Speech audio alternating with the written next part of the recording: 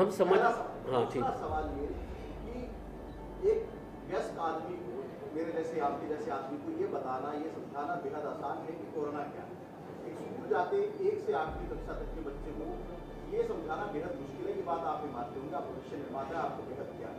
तो ऐसी परिस्थिति में जब आपको तस्वीर साफ दिख रही है कि बच्चे रिस्क पर हैं, अगर वो स्कूल जाएंगे उनको सोशल डिस्टेंसिंग प्लस वो जो तमाम गाइडलाइंस है जो कोविड से बनाती है वो उनको फॉलो उस तरह से नहीं कर सकते। घर पे मैं भी एक पिता हूँ, नहीं करवा पाते उतने लेवल पे आप, तो आप किस तरह से इंश्योर करेंगे उनकी सेफ्टी और सिक्योरिटी को, और समझना क्या चाहते हैं? अब मैं बताता हूँ। समझना हम ये चाहते हैं कि जब सभी चीज़ें खुली है और हम उसके कुछ अल्टरनेटिव बताएंगे, ब्लेंडेड लर्निंग के बताएंगे, सोशल डिस्टेंसिंग के बताएंगे, हम कहेंगे इतने परसेंटेज से स्कूल चलाए जा सकते हैं। नंबर 1 बात ये, अगर सरकार कन्विंस कर देगी तो हम उनकी बात। दूसरी बात आपने कहा कि बच्चों के कोरोना को लेकर, मैं एक बात, मेरे को भी कोरोना हुआ, कोरोना अपने घर मैं लेके गया, मेरे बच्चे नहीं लाए, मेरे बच्चे आज भी सेफ हैं। जो रैलियों में जा रहे हैं तब क्यों नहीं कहा जा रहा कि भाई ये घर में कोरोना लेके जा सकते हैं, रैलियां जो है डिजिटल कर दी जाए, ऑनलाइन। हम भी सारे चुप करके जो है खबरें लगा रहे हैं और बड़े आराम से हम सोशल मीडिया पे भी देख रहे हैं। क्या वो कोरोना लेके घर नहीं जा रहे होंगे? क्या गारंटी है उसकी, मुझे ये बताइए। क्या किसी से कोविड का सर्टिफिकेट, मैं पीछे दुबई गया तो मुझसे कोविड का सर्टिफिकेट मांगा गया और वो इतने दिन वैलिड रहेगा। क्या ऑनलाइन रैलीज नहीं की जा सकती थी? वो लोग अपने घर पे कोरोना नहीं ले जाएंगे, इसकी गारंटी क्या है? और जितने भी घरों में कोरोना गया वो ज्यादातर बड़े लोग लेके गए, बच्चे लेकर नहीं आए। आज आप कोरोना की प्रतिशत निकाल के देख लीजिएगा तो बच्चे सबसे कम आप अफेक्टेड मिलेंगे, बड़े ही कोरोना लेकर आए हैं। तो फिर ऑनलाइन रैलियां क्यों नहीं की गई? सरकार ने क्यों नहीं इतना बड़ा निर्णय लिया? तो बड़ा तो मैं कहता हूं, मैं बाहर से कोविड लेके गया घर, क्योंकि मैं घूम रहा था, जैसे मुझे काम करना, मैं बैठा था। नहीं, हम ये नहीं कह रहे।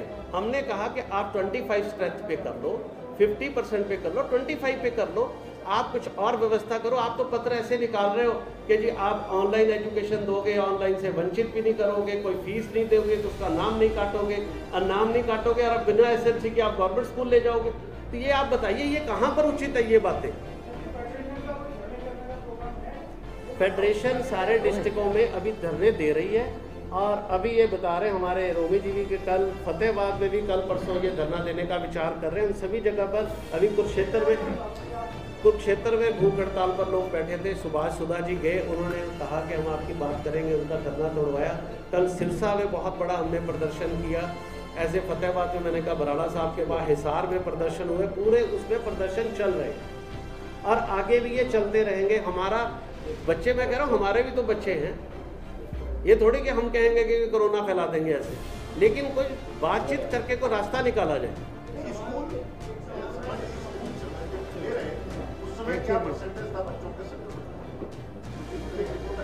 देखो स्कूल में जब संक्रमण आया तो मैं आपको एक बात बिल्कुल सोचने वाली है, आया तो टीचर से होगा ना। मैं कह रहा हूँ टीचर को वैक्सीनेशन लगाओ ना आप। बच्चा नहीं ला रहा है कोविड, बड़ा ही लाता है, तो आप टीचर को फ्रंट लाइन वॉरियर क्यों नहीं मान रहे हो? आप टीचर को वैक्सीनेशन कर दो। अभी 21 साल की बात आई थी ना, तो टीचर्स को प्रायोरिटी, शिक्षा को प्रायोरिटी क्यों नहीं दे रहे? और उसके बाद मैं कह रहा हूँ 25% से स्कूल चलाओ, कोई दिक्कत नहीं है कि हम 2 गज की जगह 2.5 गज की दूरी अपनाने को तैयार है, लेकिन बातचीत, और उसके बाद भी आप कन्विंस कर दीजिए।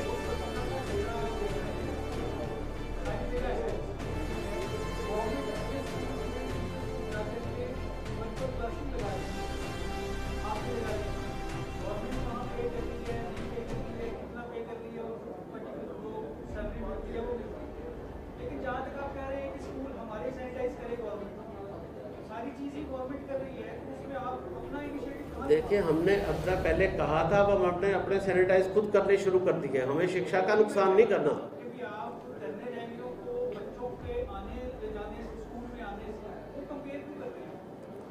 देखिए ऐसे नहीं, पर एक बात बताइए, हर व्यक्ति की जान इम्पोर्टेंट है ना, उसकी रक्षा किसने करनी है? केंद्रीय स्वास्थ्य मंत्री ने और प्रधानमंत्री ने।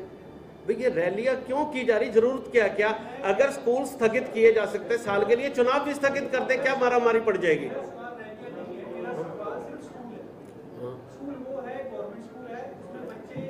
हाँ, वर्चुअल क्लास ठीक है। अब मैं सुनो, अब मैं आपका सवाल कह रहा हूँ।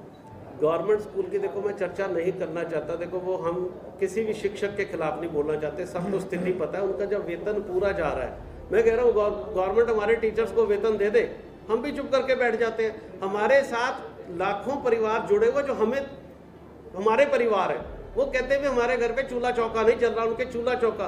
देखो भूखे पेट को देशभक्ति सिखाने वाले जो होते हैं ना, भूख इंसान को गद्दार बना देती है। जब पेट पापी पेट जुड़ा हुआ है ना, उसके साथ बच्चे भी जुड़े हुए उनके टीचर्स के, जब उनको तनख्वाह नहीं मिलेगी, भाई साहब घर चलाएंगे कैसे?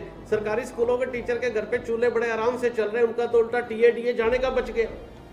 सर स्कूल आपने ऑर्डर फॉलो करे नहीं, आपने ज्यादातर स्कूल हमने खोल रखे हैं, आप मतलब क्या कर रहे हैं? स्कूल ही खुले आपके तो रेवेन्यू जनरेट हो जाएगा ना, आपने खोली रखी ऑर्डर के बाद। नहीं, उससे स्ट्रेंथ हमारी पहले अब आनी शुरू हुई थी। मैंने कहा कि लोगों ने इंटरेस्ट दिखाना, लोग चाह रहे हैं स्कूल खुले, अभी बाबक भी चाह रहे हैं, लेकिन जब ऐसे आदेश आएंगे उससे संख्या में कमी आती।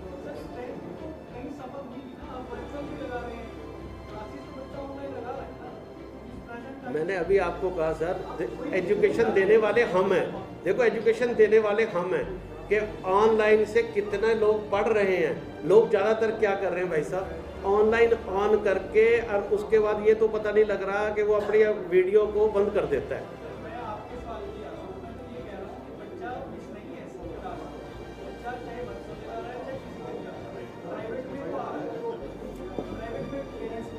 सर आप फिर बड़े स्कूलों की बात कर रहे हैं। ये भी रिसर्च में रिपोर्ट में आया कि 70% पे सिर्फ मोबाइल हैं, 70% पे इस स्थिति में 30% पे अभी भी मोबाइल नहीं है। जिन पे 70 पे मोबाइल यस किया जिन्होंने, उनके घर में एक मोबाइल को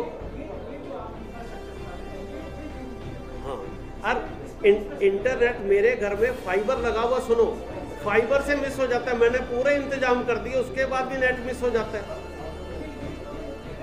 हाँ तो हम ये उठा रहे हैं, ये भी उठा रहे हैं। हाँ तो हम कह रहे हैं कि ऑनलाइन से बच्चों को लर्निंग गैप पड़ रहा है, कि आप अल्टरनेट ब्लेंडेड लर्निंग का काम कीजिए।